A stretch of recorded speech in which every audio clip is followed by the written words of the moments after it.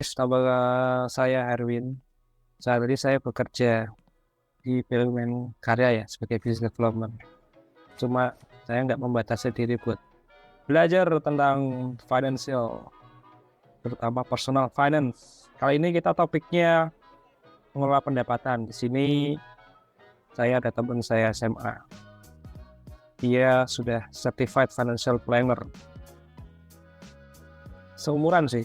Monggo Don. Sama-sama Semarang kita juga. Yo, halo semuanya. Nama perkenalkan saya Gita Bagia Roman Doni, bisa dipanggil Doni. Background saya itu investment. Terus kebetulan selang beberapa tahun saya ambil CFP.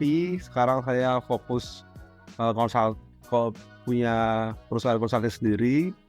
Fokusnya di investment sama insurance. Kurang lebih perkenalan singkat saya seperti itu. Oke, thank you Don. Hari ini kita jam berapa nih? Bang, kita sama-sama sibuk ya. Investment and insurance ini seru sih. Insurance tuh mungkin kita perlu topik sendiri. Tapi hari ini kita requestnya mau bahas itu sih, kelola pendapatan ya. Iya. Investasi kemarin sempat ada ide ya, kita ngundang lah private gitu kan. Mungkin kita bisa charge kali Don, bayar 49.000 apa berapa, bebas nanya. Ya boleh.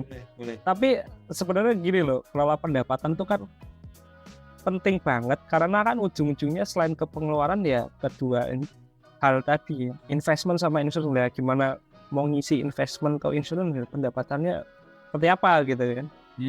Iya. Gimana tuh Dot, konsep-konsep gambaran umumnya? Paling gambaran umumnya gini sih Win, kalau untuk yang kenapa kita di gambar umumnya ya, ini kan simple kan. Kalau untuk pengelolaan financial planning itu, as long as pendapatan lebih besar daripada pengeluaran, itu kita bisa atur sisanya. Itu dulu ya, paling utama tuh itu pendapatan harus lebih besar daripada pengeluaran. Betul sih. Nah, masalahnya adalah ini, kalau gambar umumnya masalahnya adalah income, pengeluaran kita itu banyak, income kita itu aja. Paling gampang gini, tiap hari lah pasti lebih sering kepikiran, aku mau beli apa ya kan, daripada aku bisa ngapain untuk generate income, ya nggak? Iya sih. Ya, pernah nggak kita mikir aku mau beli, aku mau makan ini deh, all you can eat. Bisa all you can eat gope lah, ya 300 lah. Tapi kita nggak pernah kepikiran, ini biar aku bisa makan all you can eat tanpa mengurangi incomeku, itu aku masih cari income dari mana ya? Nggak pernah kepikiran sejauh itu gitu. Kenapa? Ya wajar, karena kita nggak dibiasain mikir kayak itu. Gak terbiasa ya. Ya, itu masalah kebiasaan. Nah, itu poin yang kedua. Berarti kan secara umum pun kita memang lebih terbiasa mikirin gimana cara menggunakan mengeluarkan biaya buat menarik pendapatan. Iya.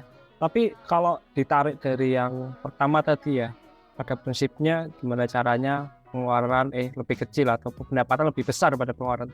Berarti kan akan ada orang yang kondisinya ada yang lebih besar pendapatan, ada yang impas, Bu, setara seimbang. Ada juga yang pendapatannya kurang gitu kan. Tapi balik lagi ke poin tadi ya, malah yang dipikir tuh kebanyakan orang biasanya spendingnya, pengeluarannya dulu ya. Nah, betul. Emang mayoritas ya finally kan orang kan akan terbagi tiga kan. Ada yang pendapatannya bisa lebih, rata-rata kan kebagi dua, pendapatan lebih besar daripada pengeluaran, atau sebaliknya. Sing impas nol ini jarang banget. Jarang malah. Karena once kita bisa lebih besar pendapatan, pasti kita bisa saving. Sebaliknya kalau pengeluaran lebih gede, pasti nggak bisa saving. Akhirnya kan ada dana darurat. Nah, itu juga salah satu challenge-nya ya. Jadi di perencanaan keuangan paling basic itu wis pendapatan mesti lebih besar daripada pengeluaran. Iya, iya, iya. Nah, orang selalu mikir jangka pendek memang yang menang adalah nahan budget. Oh, Kurangin lah, misal kita ke kantor biasa naik mobil, karena mau hemat, sekarang nggak naik mobil. Pada beberapa case bisa, tapi orang susah menurunkan gaya hidupnya. Nah, itu kuncinya. Jadi bisa jadi dulu misal kebiasaan naik mobil ke kantor, ada sopir, tinggal masuk kan, terus something extraordinary happen. Nah, mesti ke kantor naik KRL kan, nggak semuanya, ada yang bisa ada yang enggak. iya, betul. Ya, mereka yang bisa itu adalah mereka yang bisa jadi tidak hanya kepepet, tapi mereka memilih untuk bisa. Tapi ada yang nggak bisa. Nggak semua orang bisa menurunkan gaya hidupnya. Iya, iya. Dan beberapa item memang nggak mungkin juga diturunin. Misalkan pas kemarin bensin naik gitu kan, Pertamax naik gitu kan. Nah, masa mau semua Pertalite gitu kan? Ada beberapa orang apa ya harus ganti mobil, jual mobil, dan beberapa mobilnya nggak bisa minum Pertalite tuh. Itu ya. Case-nya nggak spesifik ya. Cuman untuk kalian sama Pertamax itu orang yang punya asumsi Pertamax lebih bagus ya akhirnya mereka paksain tetap pakai Pertamax tapi mungkin gerus uang budget yang lain ya, uang kos yang lain ya. Case-nya macam sih. Iya, dan itu baru transport ya. Ya, itu baru transport. Belum soal makan, dulu biasa beli makan aja terus pengen masak. Kan nggak semua orang punya waktu buat masak gitu kan. Bahkan kalau udah masak pun diturunin lawuhnya itu. Cuma tahu tempe, dulu biasa makan daging gitu kan. Itu juga ujungnya pemahaman bahwa ada batasnya gitu loh. Kita Ya, betul. masih berfokus pada kelola spending. Mengelola spending. Kalau mengelola spending itu pasti kecenderungannya sebenarnya bisa, orang menahan expense itu bisa. Masalahnya adalah dia kuat berapa lama. Nah, jangka pendek pasti ya probabilitasnya oke lah kalau buat nahan expense lah. Tapi ketika ngomongin jangka panjang itu susah loh, itu gak gampang. Jangka panjang tuh berarti asumsi berapa tahun gitu kan? 3 tahun? 5 tahun? Ya, 3-5 tahun lah, 3-5 tahun. Kenapa? Karena pola hidup mulai berubah. Nah, apa yang bikin berubah? Paling simpel adalah sekolah anak. Paling simpel bukan sekolah, tapi anak mulai bertumbuh. Ya toh, dulu anak umur 5 tahun misal makan masih bisa sepiring berdua sama anak. Sekarang anak 8 tahun, aktivitas banyak. Masa yo sepiring berdua. Kan akhirnya kan dibeliin 1 porsi lagi, berarti biasa 2 porsi sekarang 3 porsi. Iya betul. Itu Ya, dulu anak 5 tahun kan nggak kenal uang saku kan nggak 12 tahun. Sekarang kelas 2 SD lah, yang lain dapat saku masa dia enggak. Iya, terus terkait kebutuhan ruang juga kan, kebetulan saya arsitek ya, Nah ya betul. Kan sama bapaknya sama ibunya tinggal sekamar terus itu kan. Ya betul. Sekolah butuh ruang belajar. Ruang belajar. Sama ini biasanya tuh pemeliharaan. Karena kalau punya rumah pun juga pemeliharaan rumah. Iya. Lanjut. Oh, nah itu tuh. Ya bener, itu memang firman Allah ya. Oh boy. Di Al-Quran ya. Kalau tak kasih 1 gunung emas pun manusia nggak akan pernah cukup. Dia pasti minta gunung emas yang berikutnya. Itu bener sih. Itu bahkan Allah pun mengakui loh. Sampai yang ditulis di Al-Quran berarti Allah tuh mengakui loh. Manusia kan nggak pernah cukup. Iya sih. Iya. Nah, makanya kalau kita fokusnya ke ngelola expense ya bisa sih jangka pendek. Jangka panjang nggak akan gampang. Satu-satunya kita ya naikin pendapatan gitu. Makanya kita hari ini coba bahas Oke. manage pendapatan tuh gimana. Oke. Lanjut. Apa aja tuh jenis pendapatan tuh? Nah, Gimana? kalau jenis pendapatan itu paling gampang kita bagi jadi 2, aktif sama pasif. Active income versus passive income. Di sini ada, kalau aktif semua orang tahu lah ya, kerja, bisnis, terus apa namanya ya, freelance misalnya, nggak, kerja sama bisnis, biasanya kayak gitu. Oke. Masalahnya banyak orang yang mikirnya masih, oh kalau passive income itu berarti aku tinggal kasih uang terus jalan sendiri, punya sistem jalan sendiri. Sebenarnya nggak semudah itu. Nggak sesimpel yang diomongin motivator. Nggak simpel yang diomongin motivator. Tidak ada passive income yang benar-benar pasif. Bahkan pasif yang membedakan itu hanyalah waktu sama fokusnya lebih sedikit daripada active income. Aku Iya. nggak bilang nggak ada waktu sama fokus ya, tapi ini lebih sedikit. Misal kalau active income itu kerja 8 jam, passive income mungkin bisa 2-4 jam, dan itu pun dibentuk konsisten. Ada itu yang taruh terus selesai gini. Orang mikir kan, oh tinggal taruh aja di deposito, di SBR, di terus Iya. Iya. Kalau modalnya gede ya kayak ya itu bisa, modal besar itu bisa. modal besar ya. Cuma kan siapa yang punya modal besar? Ini loh. Bisa. Ya, modal besar itu bisa, tapi tanpa ilmu itu nekat namanya. Untuk mendapatkan ilmu itu butuh waktu sama fokus. Iya, betul. Fokus, konsisten ya. Ya, misal Harwin nih punya uang 1 M. Harwin mau nggak langsung taruh di saham? Nama sahamnya misal apa ya, lagi penting lah, apa saya Goto. Win IPO mau nggak 1 M? Ini prospeknya bagus loh, bla bla bla bla bla. Orang mikir masih income, oke lah. Aku mau deh masuk. Kenyataannya sekarang nilainya tinggal separuh, 30% lah. Uang 1 M jadi 300 juta. Bayangkan itu. Nah, di sisi lain, Harun coba nih, ada nih Win opportunity masuk Goto. Oke, aku coba pelajarin dulu. Tapi Harun adalah seorang karyawan di perusahaan karya.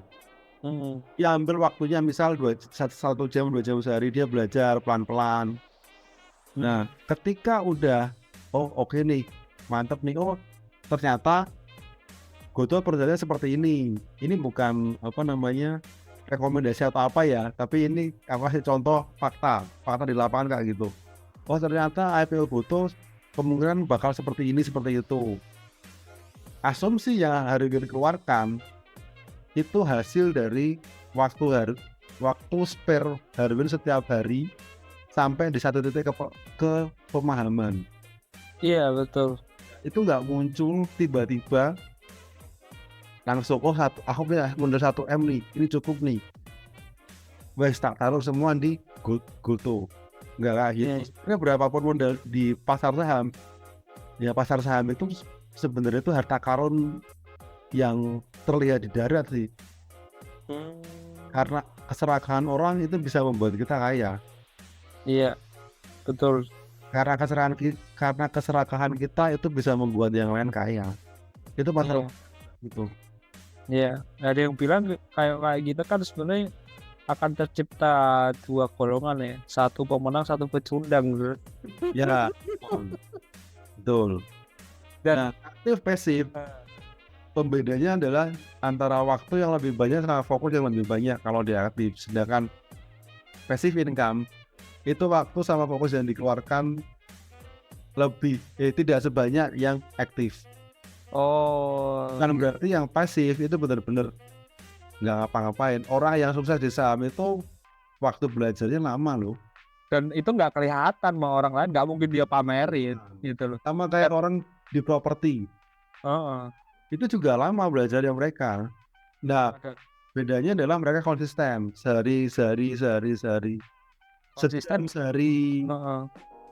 Dan mereka kalaupun kejeblos pun nggak akan pernah cerita. Mereka trial and error juga kan, Don. Iya, mereka trial error. Di balik keberhasilannya mereka sudah babak belurnya dia nggak pernah dia sharing. ya, merasakan apa asam garamnya dunia investment itu udah kayak gitulah, itu udah teori umum. Nah, kebanyakan orang masih berpikir bahwa kalau passive income ya aku taruh uang selesai. Itu kita nggak ngomongin loh proses monitoring loh. Itu juga butuh waktu, butuh ilmunya juga. Iya betul. Naruh uang pun ya terkenalnya kan istilahnya invest ya. Invest kan sebenarnya orang yang perlu pahami itu layak apa enggak gitu. Dan menuju kita mendecision atau memutuskan ini layak apa enggak, ya itu tadi jam terbang, belajar, konsisten, fokus gitu kan, Dor. Yes, betul. Jadi kalau untuk mempersingkat waktu sih memang belajar ya. Jadi kan belajar dari pengalaman orang itu mempersingkat waktu kita. Berarti kan ini antara aktif dan pasif bukan lebih better mana ya? Jalankan kedua-duanya kalau bisa ya, lebih bagus gitu kan. Iya, lebih meningkat. Oh, oke. Bukan yang gue aktifnya ntar umur sekian tinggal pasif doang gitu. Ya bisa aja kayak gitu ya. Cuma menuju ke pasif itu ya lu harus tahu gitu. Jangan lu gampangin gitu. benar. Itu butuh waktu. Makanya pasif itu kayak gini loh. Jadi karena udah terbiasa sama misal Harwin kerja di perusahaan karya, misal 20 tahun kerja di perusahaan karya, itu kan udah jadi sesuatu yang udah di luar kepala gitu loh. Oh, materialnya pakai ini biar bisa ambil margin yang gede. Nah, keahlian itu kan akhirnya kan bisa dijadikan bisnis atau apalah itu yang memerlukan waktu yang lebih sedikit buat ngawasin. Harus tinggal monitor aja gitu loh. Itu bisa jadi passive income. Asalnya dari mana? Karena Harvin melakukan active income dengan jangka waktu yang lama sampai dia tahu triknya. Oke. Income yang bareng jalan sama passive income-nya. Itu contoh di perusahaan tempat Harvin kerja sekarang kan misalnya perusahaan karya kan. Gitu. Oke, paham. Jadi aktif pasif ini ya sebaiknya dilakukan kedua-duanya. Proaktif itu juga kita ada masanya ya, Don ya. Kita nggak semudah dulu, nggak secemerlang dulu. Makanya kita perlu konsisten, fokus, pelajari passive income dan praktek gitu ya. Dulu tuh aku mikir sebenarnya nggak harusnya orang selalu bisa melakukan active income. Oke, dulu kita ketemu namanya pensiun. Pensiun kan. Ternyata bukan pensiun yang menyebabkan kita selesai, tapi ketahanan tubuh. Usia 50 itu tidak segesit usia 40.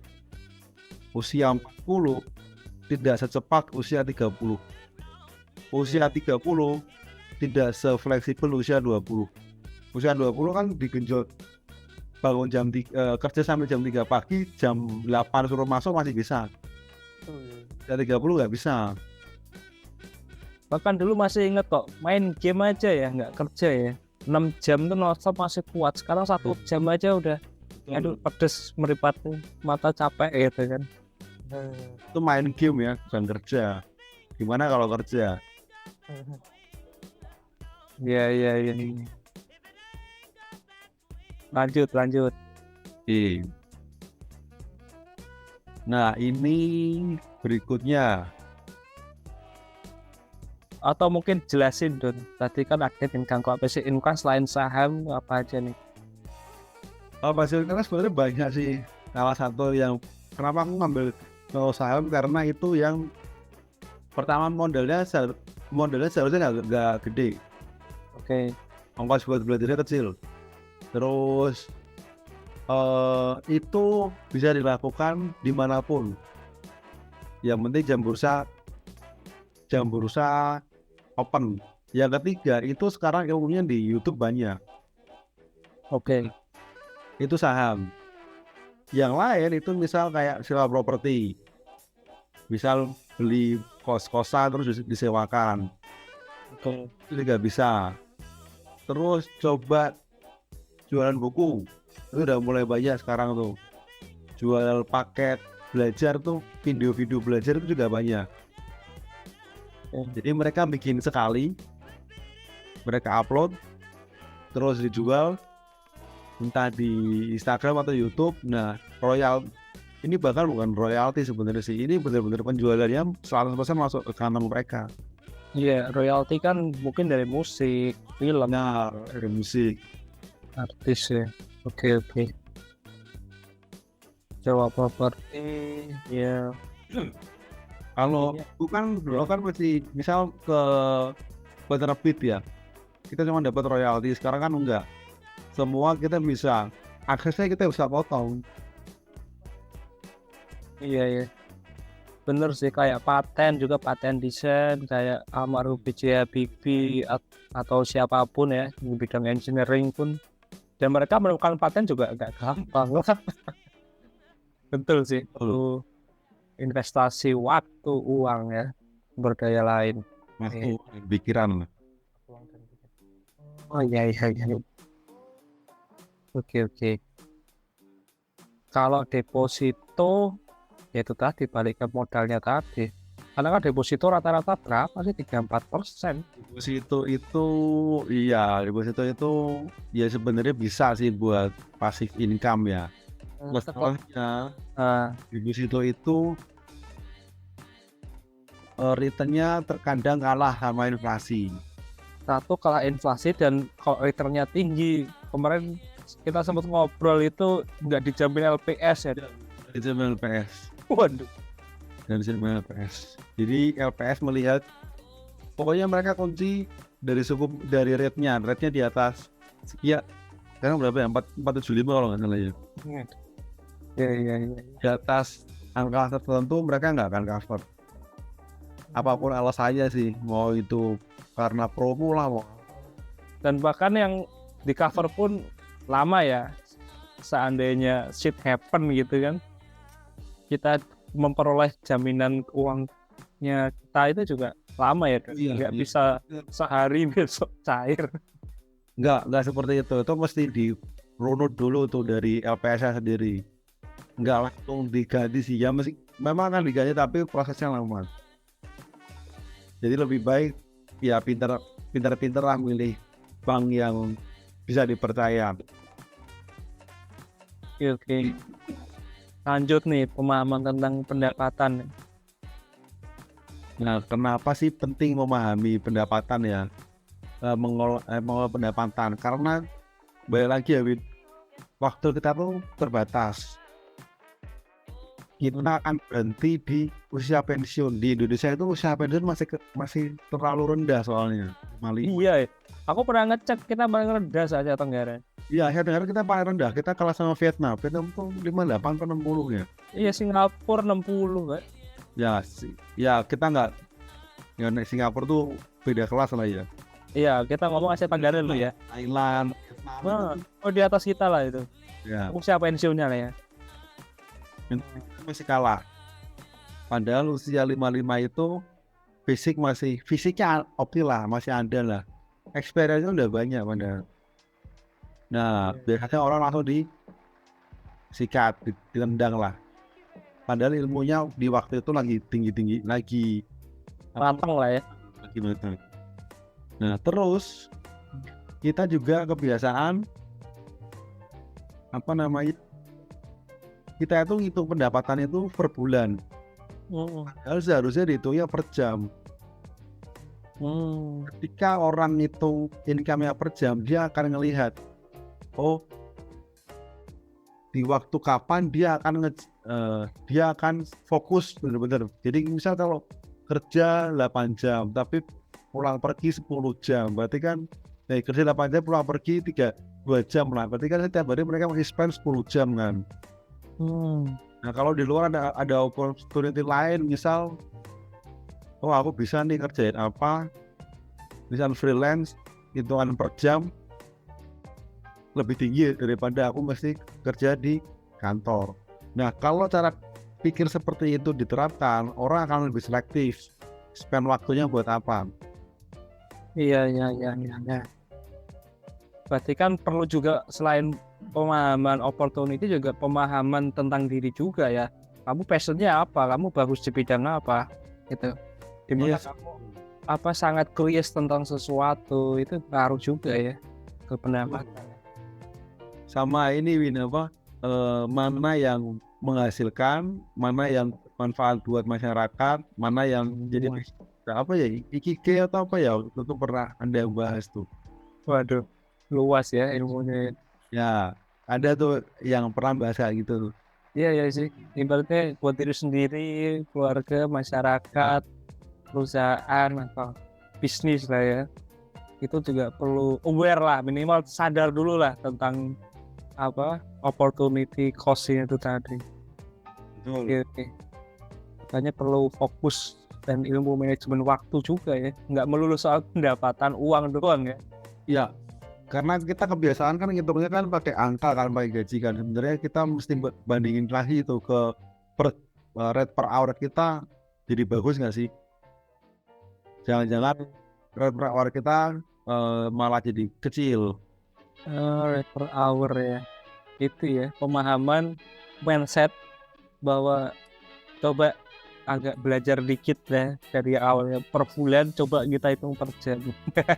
Yes, ya. Supaya kita di kemudian hari ada nilainya lah. Ya, kalau dikasih kerjaan baru, misal offering baru, lihat dulu ini per jamnya sebenarnya aku dibayar berapa. Oke. Itu pentingnya memahami pendapatan ya. Terus berarti ada namanya manajemen pendapatan ya, Dok. Gimana? Nah, manajemen pendapatan nih kalau menurut saya tuh paling penting. Jadi salah satu yang paling penting juga. Manajemen pendapatan itu akan berguna itu untuk stabilitas keuangan. Oke. Terutama untuk nyusun anggaran lah. Jadi manajemen pendapatan itu sebenarnya itu gimana cara kita menambah income. Oke. Manajemen pendapatan berkaitan erat dengan gimana cara kita menambah income. Kalau manajemen pengeluaran, manajemen expense kan cara kita memperkecil biaya. Kalau kita itu dibalik. Jadi mengelola pendapatan itu sama dengan meningkatkan income. Bagaimana kita memanage itu, ya otomatis jelas kalau kita kondisinya, kalau kita posisi sebagai bisnismen ya jelas lah, entah tambah cabang, entah produk gitu kan, nambah produk, meningkatkan sales skill. Kalau kita di posisinya employee, ya kita bisa effort lebih buat naik pangkat, untuk naik income, atau cari opportunity di luar. Iya. Sebenarnya ya intinya di luar sana tuh perlu ngerti balance juga loh. Artinya nggak melulu lu harus efisiensikan pengeluaran, tapi ini loh dipikirkan juga income stream kalau misalnya multiple kan, atau mungkin volumenya dinaikin gitu kan Don. Ya betul, jadi nggak melulu soal gimana sih cara ngelola pendapatannya, karena dari kantor pun memang training yang kita terima ya mengelola pendapatan yang ada. Kalau mau manajemen pendapatan disuruh mencari opportunity di luar, ya otomatis kan tingkat resignation rate takutnya akan tinggi, itu wajar lah. Ya itu manusiawi, wajar aja. Ya kapitalis kayak gitulah ya. Oke. Kalau stabilitas keuangan tuh lebih tadi ya, gimana itu? Ini lebih kayak ya kalau stabilitas keuangan lebih cocok ke manajemen biaya sebenarnya. Anggaran. Nah, penentuan tujuan itu salah satunya itu mengingatkan kita. Jadi kalau tujuan keuangan berarti kan goals kan. Goals itu mesti kan harus, kalau goals kan mesti smart ya, specific, measure, achievable, sama time. Time bound. Nah, ketika tujuan udah dibentuk, ada waktunya, itu kan otomatis kan kita akan cari tools yang bisa mempercepat tujuan kita. Ya, R-nya relevan, benar relevan. Jadi biasanya kalau kita bikin goals kan, kalau tujuannya masih jauh ya kita ubah goals-nya kan. Padahal kan yang benar kan yang diubah adalah kendaraannya. Caranya ya. Caranya yang saya pelajari itu berkaitan erat sama pendapatan. Iya. Mesti dikencengin biar secepat mungkin mencapai goals. Oke, lanjut. Anggaran. Nah, ini kalau anggaran lebih berkaitan sama mengelola pengeluaran ya. Ya, bikin budget, terus sekiranya ada nggak yang bisa kita tahan. Pilih yang paling lebih secara pricing lebih efisien yang mana. Nah, gitu sih anggaran sih. Tapi tadi fokusnya ke tujuan, terutama tujuan jangka panjang itu smart, itu memang personal ya, dan itu harus terdefinisikan, kalau perlu ditulis gitu. Karena itu kan kemana-mana itu sebenarnya. Ya karena tujuan yang di awang-awang ya kita sulit loh ngukur sebenarnya kita udah sampai mana sih. Karena kan dari goals kan akan turun ke target, akan turun ke progres kan. Misal mau bangun rumah 2024, butuhnya kan akan kelihatan 500 juta. Ini 2023, berarti masih ada sekitar setahun lagi. Berarti 12, tiap bulan mesti berapa biar sampai 500 juta. Nah, ini udah kecapai belum? Misal ketemu 75 juta, misal ketemu 40 juta. Udah ada belum 40 jutanya? Iya. Nah, kalau 40 jutanya belum ada ya jangan berharap di akhir tahun 2024 kekumpul 500 juta buat bangun rumah. Kayak gitu sih. Iya. Itu pentingnya punya visi, punya tujuan, supaya di breakdown lagi menjadi konkret ya. Yes. Oke. Kalau ini ada lagi utang gitu. Nah, ini buat tambahan aja sih sebenarnya. Kalau pada beberapa kes itu pernah yang saya temukan itu karena pendapatannya lebih kecil daripada pengeluaran, akhirnya mereka utang. Oke. Nah, ketika utang, masalah utamanya kan pendapatan lebih kecil daripada pengeluaran. Dia numpuk utang terus, ujung-ujungnya ya habis. Macet. Ya, terus jelas dia nggak bisa investasi. Nah, yang jelas adalah hidupnya ya bebannya semakin berat. Jadi dia bisa jadi dia akan ngelepasin aset yang udah dia punya. Itu yang paling. Nah, kenapa orang bisa ngelepasin aset ya? Karena itu cara tercepat buat jelaskan utangnya. Iya, dan berdampak tujuannya tadi nggak kecapai ya. Nah, tujuannya nggak kecapai. Tapi kalau nggak ada tujuan sebenarnya nggak apa-apa tuh. Kalau nggak ada tujuan ya it's okay, nggak masalah. Tapi kan dia lagi sifat nggak ada yang dicapai. Ya, sifat manusia kan itu. Kalau sifat manusia kan ingin mencapai sesuatu. Kalaupun dia nggak mencapai sesuatu, lingkungan akan memaksa Dia akan dihukum oleh alam ya, oleh lingkungan ya, lingkungan. dengan naturally ya. Oh iya iya. Ya di situ ya udah balik ke tadi ya, jadi pemenang apa pecundang. Ya mau jadi bapak apa pecundang. Itu pilihannya cuma Nah, dua itu masalah. memang orang jadi gini, nggak semua orang itu punya goals, tapi orang bergerak itu karena dua alasan. Nah, tujuan sama ketakutan. Ya itu faktor pendorong. Kalau dia nggak punya tujuan, dia biasanya punya sesuatu yang dia takutin. Ya betul. Nah, bahkan makanya ada beberapa orang yang ditanyain tujuannya mau apa, dia nggak punya tujuan. Oke. Tapi dia pasti punya sesuatu yang dia takutin. Pasti punya sih. Nah, keduanya berbeda, tapi tujuannya sama. Tujuannya pasti ke depan. Oke. Jadi kalau orang, ya, gue nggak perlu sih, gue nggak punya tujuan lah. Gue nikmatin aja hidup. Dia pasti punya sesuatu yang dia takutin. Apalagi probabilitas namanya orang meninggal kan 100%. Ya. Waktu bergerak maju nih. Bener. Nah, gue bergerak maju setiap detik gitu kan. Ya, obat lah, sadar lah. Pola pendapatan penting nih udah ya. Ini udah ya. Kenapa pola pendapatan? Nah, melacak pendapatan dan pengeluaran itu caranya kalau aku sih ya pakai money lover lah ya. Tapi ini itu kan lebih ke daily routine ya.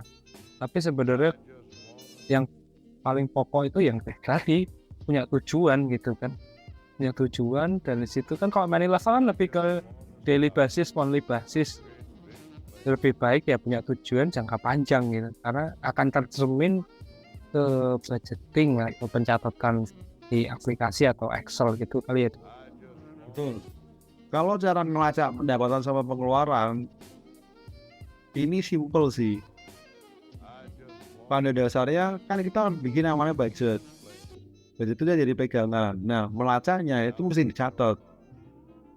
Paling inilah perbanyak transaksi yang perbanyak non cash transaction. Nah itu digital. Ya, digital transaction. Kenapa? Karena kalaupun kita lupa kita bisa flashback. Yes, kasih waktu lah seminggu sekali atau seminggu 2 kali. Itu cuma buat nyatet doang tuh. Pengeluarannya kemana aja sih? Terus ini expense-nya, yang ini income-nya dari mana aja sih? Itu the only way nyatet pendapatan sama pengeluaran. Karena kita belum punya super app yang bisa nyatet semua expense sama income kita. Apalagi kita punya rekening nggak cuma satu. Iya, jadi ingat ya aku tadi beli makan belum tak catat. Nah, catat sih. Kalau aplikasi enak banget. Yang ada memang sih. Kalau yang cash itu yang apa ya, lupa gitu kan. Kalau udah cashless itu kan lewat apps, mungkin lewat GoPay apa rekening gitu kan. Oh, kawan nih. Iya, story-nya. Emang kelemahan manusia kan suka lupa itu. Ya, okay. Kalau cash itu yang aja susah sih. Kalau mas, pokoknya transaksi even masuk ke GoPay pun itu gampang sih ngelacaknya sih. Iya betul. Dan ini kan akan jadi habit gitu loh. Kalau kita nggak pernah nyatet itu pun ya terserah. Akhirnya kan bingung sendiri kan kadang. Ya, Duitku tinggal segini ya. Ya itu sering banget tuh. Kok mana aja ya? Nah, mana aja ya? Habis di apa ya? Tapi kalau udah punya kebiasaan nyatet kayak tadi, kayak ada yang kurang nih, kayak ada yang gatel-gatel gitu kan, makan. Oh iya tadi habis segini, catat dulu. betul. Iya. Betul. Terus untuk strategi ningkatin pendapatan aktif pasif gimana kan? Tadi udah ya? Tadi udah. Strategi meningkatkan pendapatan aktif ya, kalau bisnis ya buka cabang, terus nambah produk baru. Kalau karyawan ya nego gaji, pindah ke tempat yang lebih tinggi dia bayar, atau mungkin buka side hustle. Kalau passion ya macam-macam ya, investment lah, beli properti yang bisa disewakan, yang kayaknya bisa buat bayar cicilan rumahnya ya. Misal kalau masih ngambil cicilan rumah. Terus Kalau yang karyawan tapi nambah pendapatannya dengan cara kegelapan kayak korupsi nilep itu gimana dong menurut nah, Sam? itu lagi ke masing-masing keluarga. Jadi buat masing-masing individu ya, dikembali lagi ke masing-masing keluarga. Pastikan keluarganya tahu kalau ada dia mau ngambil corruption action. Nah, jadi risiko jangan ditanggung ya, karena risiko malu kan risiko penjara pasti ditanggung sama keluarga, tapi risiko penjara ditanggung sama individu, tapi risiko malu kan ditanggung keluarga besar. Kalau yang sedang malu, kalau keluarga besar siap ya monggo, kan sudah konsekuensi sama. Tapi mohon dengan sangat ya diomongkan, karena itu menyangkut masa depan keluarga. Iya, keluarga gitu. Kalau peduli profesional ya Win ya. Iya, kalau peduli keluarga diomongin gitu. Agak beda sih kalau lingkup corruption di profesional sama corruption di pemerintahan. Ya ini bukan ranahku sih, cuman polanya agak beda sih. Karena kalau di profesional begitu corruption itu udah habis tuh. Iya. Ngerti nggak? Maksudnya kalau ada direksi terbukti korupsi itu pasti udah habis, gak ada yang mau pakai. Iya, namanya udah jelek, dia mau ke tempat lain juga nggak bisa. Tapi tidak di pemerintahan ya. Pemerintahan ya. Pemirsa tahu sendiri lah. Udah sering baca celotehan netizen. Kita nggak akan bahas itu lebih detail. Tapi yang jelas itu tadi ya, pastiin malu penjara tanggung sendiri, tapi malu keluarga yang mana. Dan ini mungkin terkenal sampai akhir hayat ya kan? Iya, sampai dia selesai penjara pun dia mah terkenal. Sampai akhir hayat kan? Itunya, risikonya. Mau lola, nah ini kadang ada bonus ya, tambahan kayak gitu gimana? Selain gaji bulanan. Nah ini kalau mengelola pendapatan tambahan dan bonus ya. Ini kan sifatnya tambahan dan bonus, berarti seharusnya ini uang aman. Dalam arti gini, karena semuanya harusnya tercover di biaya bulanan. Balik lagi nih, setiap bulan harusnya pendapatan melebihi pengeluaran. Kalau sampai pendapatan kalah sama pengeluaran, berarti tiap bulan itu mesti diberisin dulu apa yang bisa dilakukan biar pendapatan lebih tinggi daripada pengeluaran. Nah, case-nya kalau ada tambahan atau bonus ya teman-teman bisa, yang pertama itu pay yourself first, misalnya buat bayar utang, kecuali untuk utang bisnis ya.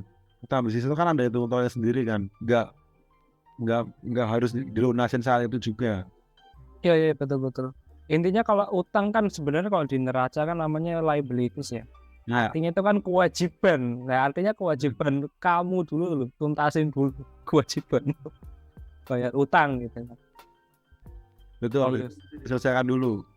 Iya. Kalau aku sih pengalamanku pribadi ya, dulu waktu masih single sih, saya dapat gaji, dapat bonus tahunan 50% lah tak tabung, sisanya buat ya itu. Nah, ada utang ya utang. Terus aturan kedua itu biasanya yang aku sharing itu 10% rules. 10% rules ini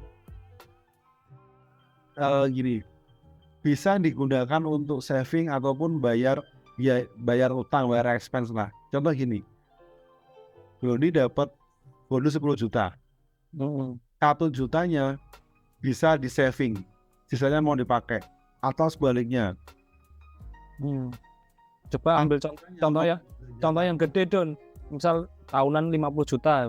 Misalnya 50 juta ya. Berarti kan 10%-nya 5 juta. 5 juta. 5 juta itu bisa di saving. 5 jutanya dihabisin. Oke. Tapi catatannya tiap bulan memang dia udah surplus ya. Oke. Nah, atau sebaliknya 5 jutanya dipakai, terserah mau dipakai apa, 45 jutanya di saving. Oh, bisa di switch ya? Ya, di switch saja.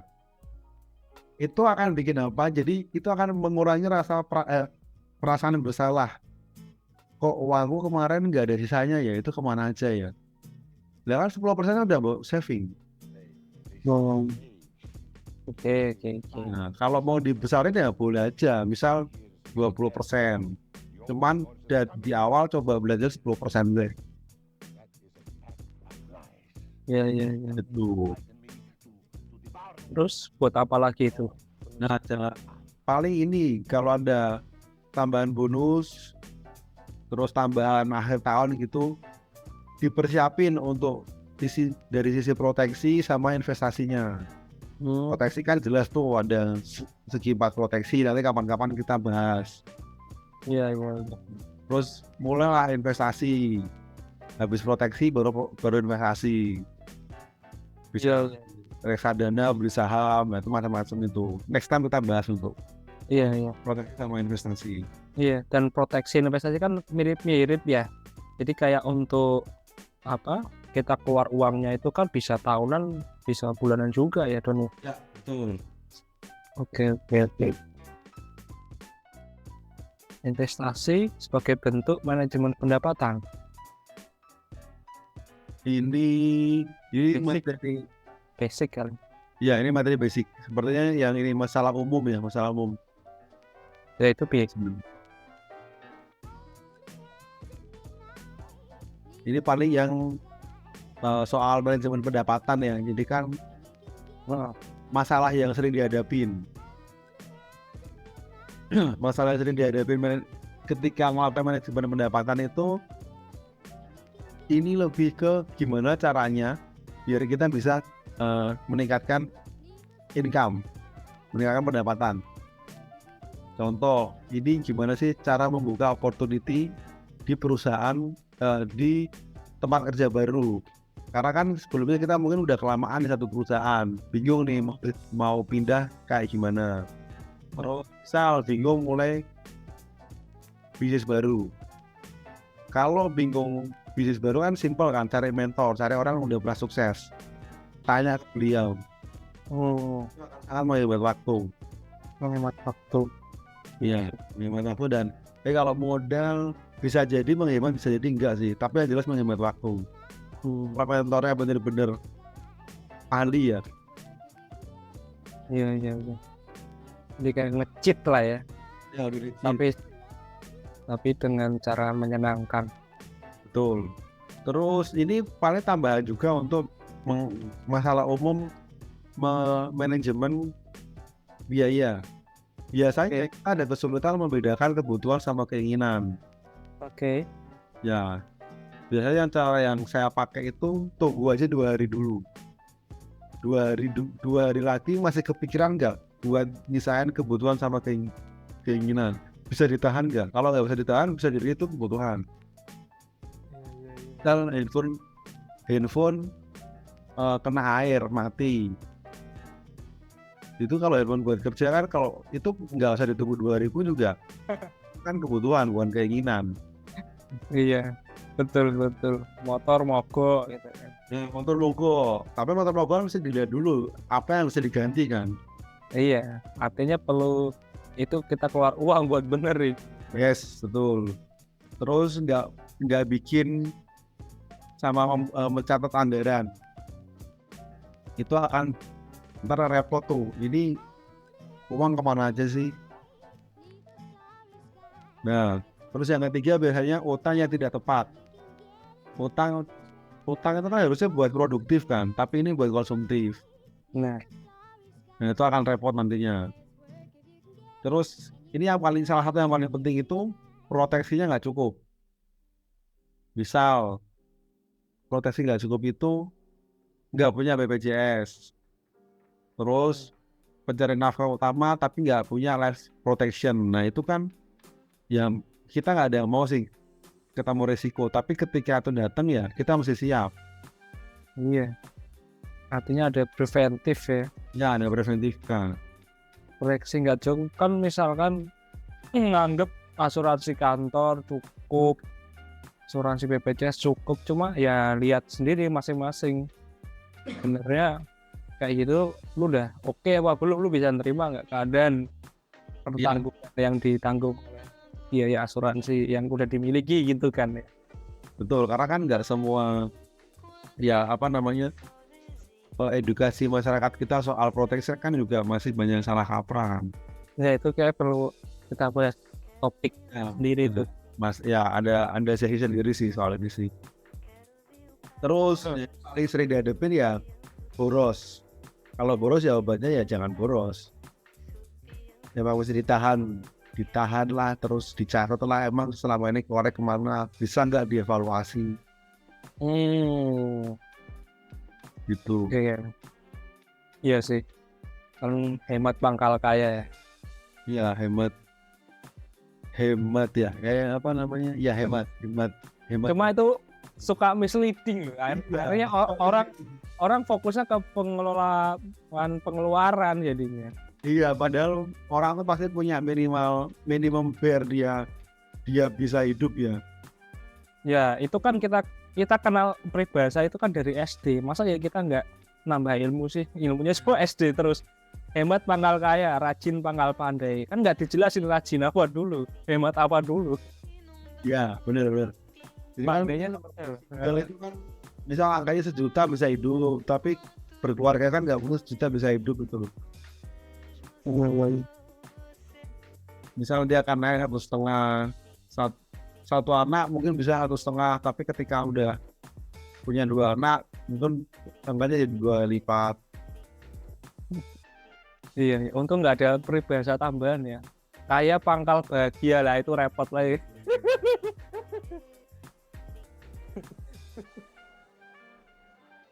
Gitu. Terus saran-sarannya apa nih, Dan? Cuma aku mau nanya dulu sebelum ke tanda terakhir ya. Kayak utang yang nggak tepat gitu kan.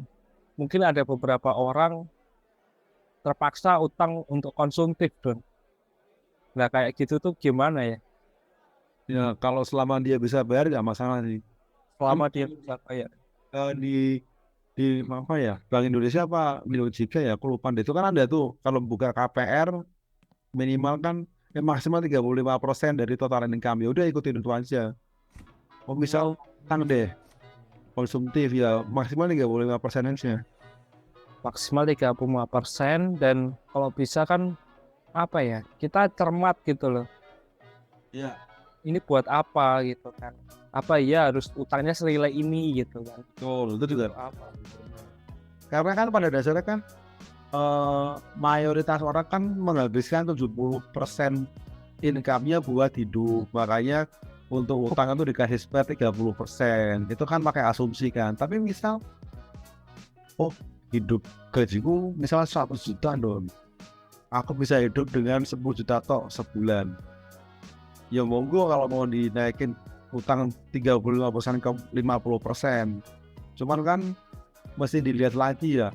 Itu utang segede itu buat apa? Kalau cuman buat barang-barang nggak produktif, sepertinya sayang. Iya. Kembali lagi ya ke preferensi orang kan beda-beda kan. Ada yang ya nggak sayang kok karena ini akan membantu diriku mengenerate income lain ya. Ya monggo aja. Itu berarti kan jadi produktif kan. Iya betul.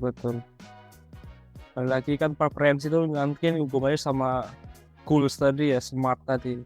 Saya perlu ngundang orang podcast juga ngomongin smart goals. Yang menentukan smart goals seperti apa tuh penting itu.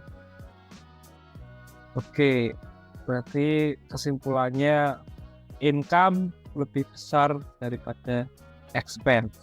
Pendapatan lebih besar daripada pengeluaran. Kemudian ada namanya segitiga financial planning ya. Iya. Paling bawah biaya hidup idealnya itu berapa persen kan? Di hidup itu kita bisa 30 sampai 60 lah dari income ya.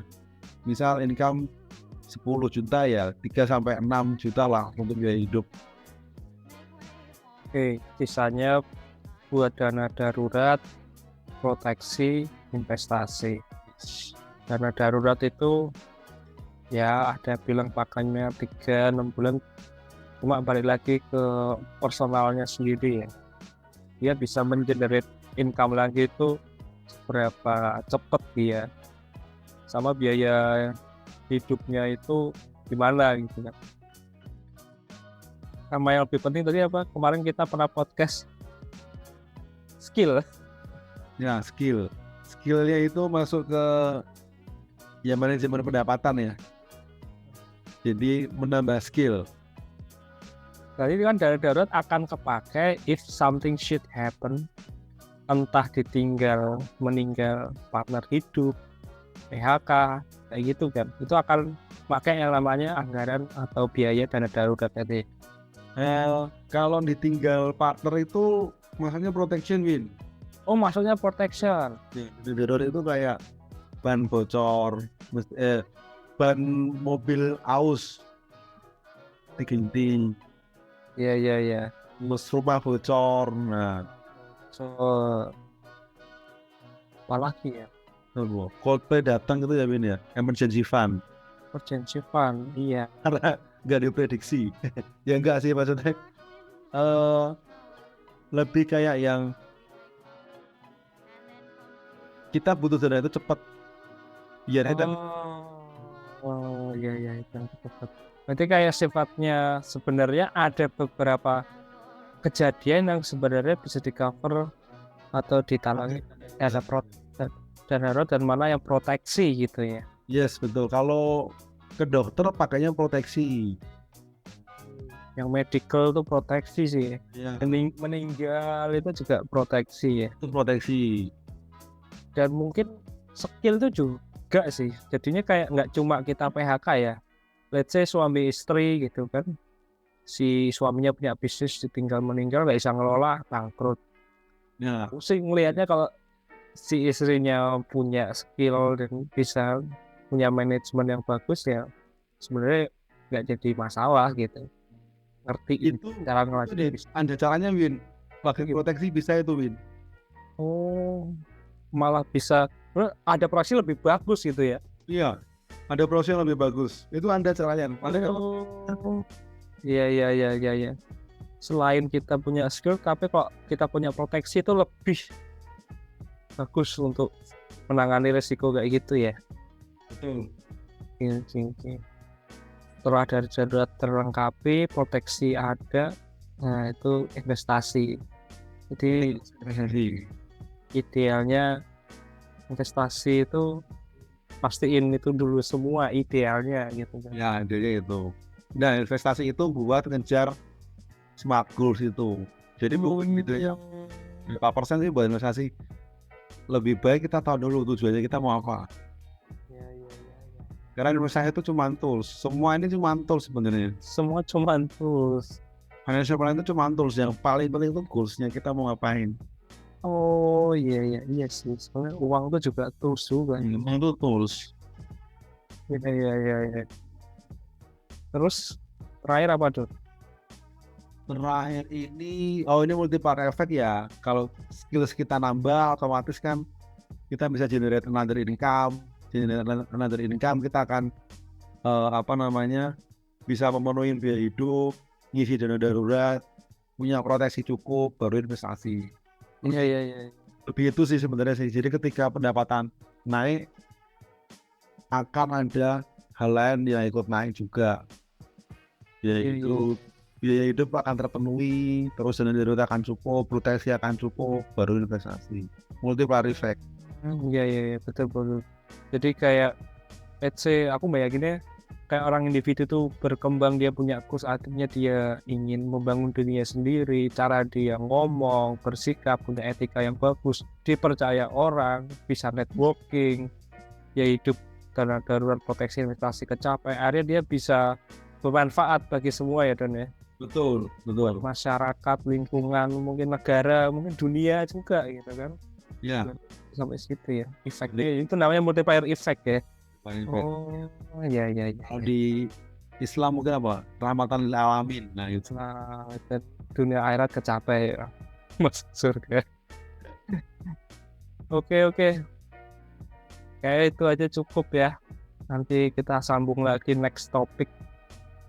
Apa ya next topic ya? Mungkin gini sih, kita buka lah request dari pemirsa atau yang pendengar, bisa email aja lah. Apa yang mau bahas apa, email aja ke emailnya Doni. Apa Don emailmu Don? Di emailku di gitabagia@gmail.com, atau kalau enggak tanya langsung ke IG kali ya. Ini ya. Instagram ya, Ya, Mister Gitabagia. @mr kita bagia. Ya. MRGITABAGIA. Oke, itu aja cukup. Thanks Don. Lanjut lagi nanti kita tunggu email dari kalian. Oke. Yo, thank you, Waalaikumsalam. Mas.